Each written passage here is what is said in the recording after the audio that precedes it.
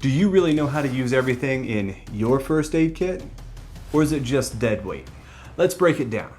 What's inside, why you need it, and how to build a backcountry first aid kit that works for you when you need it most. And we're starting right now.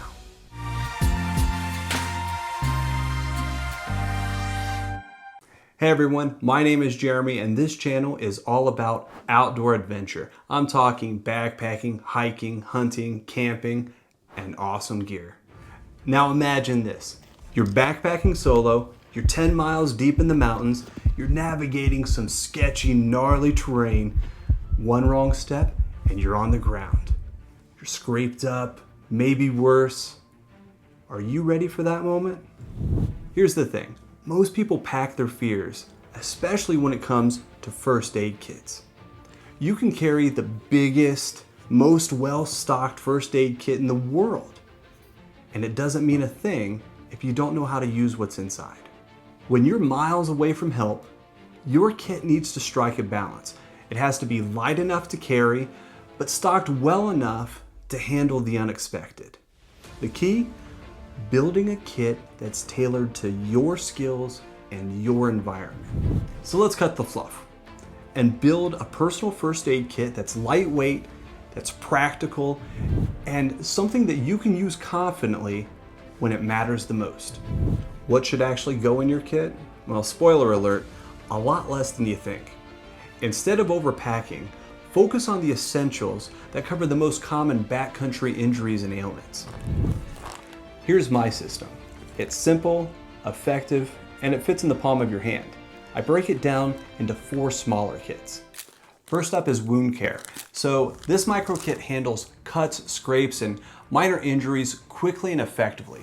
I carry antiseptic or alcohol towelettes, usually 2 to 4, iodine prep pads, 1 or 2, triple antibiotic ointment packets, generally carry 2, carry 1 3x3 gauze, 2 2x2 gauze pads, and an assortment of adhesive bandages. Everything from a larger bandage all the way down to something that's just going to fit on the tip of your finger. I carry wound closures, usually steri strips, and at least 1 pair of nitrile gloves. Blisters can ruin a hike fast. My blister kit is simple. I carry 1 small sheet of moleskin, 2 to 3 blister pads, some Leuko tape, and some duct tape. Do you know how to effectively use each one of those to treat blisters? Let me know in the comments. Now, on to medications. A little goes a long way here, and by a little, I mean I carry a little bit of everything. I carry Benadryl, I carry a 24-hour antihistamine, I carry ibuprofen or Aleve, some acetaminophen or Tylenol, aspirin, at least 1 or 2 doses of an anti-diarrheal, and generally I carry some Tums or some other antacid. My last mini kit is my tool kit. Now these are my backcountry multitaskers to handle everything from pulling out a splinter to cutting moleskin.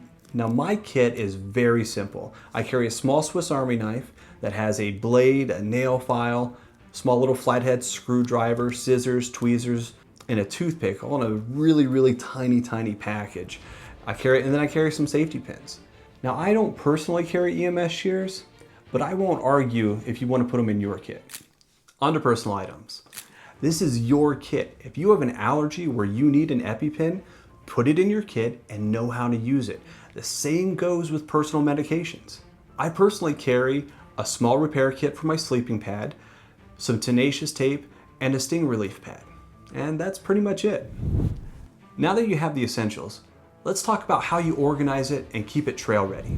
A well-organized kit isn't just about convenience. It should save you precious seconds in an emergency. And if it gets wet, you're in trouble. Use resealable bags to group items into mini kits. Wound care, blister care, medications, tools, etc. And then label them for quick access. You'll want to store everything in a waterproof bag to protect against rain or river crossings. I use this Dyneema zip sack from Hilltop Packs. It's a size medium and it works great for my needs. So let's talk about kit upgrades. If something seriously goes wrong, these upgrades could make all the difference. These items are lightweight and powerful in emergencies, especially when you're far from help, if you know how to use them. First up is athletic tape. It has multiple uses, including taping a sprained ankle. As a certified athletic trainer, I've taped thousands of ankles. With some practice, you should be able to tape 2 ankles with 1 roll. Next up is a trauma dressing. For severe bleeding, this is a lifesaver, literally. Next up is something that I always carry when I'm hunting, hemostatic gauze or quick clot. This is great for stopping bleeding fast. Next up, a tourniquet, or specifically a cat tourniquet. Now, these are never, ever in my kit. When I carry one, it is always on my belt or in a pants pocket. These must be deployed within 30 seconds of an arterial bleed. So practice with them. Buy 2, practice with 1. Next up isn't necessarily a piece of medical gear, but of technology. It's my Garmin InReach. Again, this is never in my first aid kit. It's always close at hand, usually on my shoulder strap or my bino harness. Big thing is you need to test it before you go and test it when you start your trip. Keep it charged and close at hand. Let's talk training. Even the best first aid kit is useless without the skills to use it. Most people think that owning the right gear is enough, but when it comes to backcountry first aid, training matters more than pretty much anything else. I've seen it firsthand. As a wilderness EMT, the right knowledge can save lives. As a good citizen, everyone should take a basic first aid and CPR course. If you spend considerable time in the backcountry, I highly recommend taking a wilderness first aid or a wilderness first responder course. In addition to teaching you first aid skills, these courses train you how to improvise, basically how to think outside the box. You'll learn how to use your everyday backpacking and hiking gear in new and unique and creative ways to overcome backcountry emergencies. I can't recommend them enough. It's not just about what you carry, it's about what you know. And now for the elephant in the room, maintenance. When was the last time you checked your first aid kit? Be honest. First aid kits aren't set it and forget it. They need regular maintenance. Medications expire, supplies get used, and gear can get damaged over time.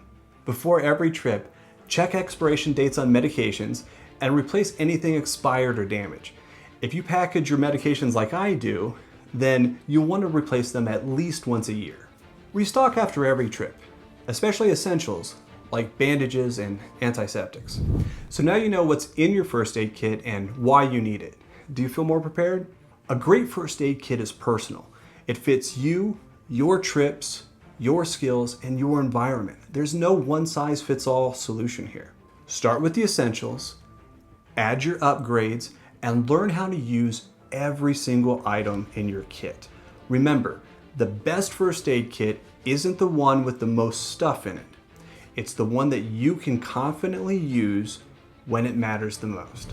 If you have found this video helpful, give it a thumbs up and share it with a friend. And don't forget to subscribe for more videos like this.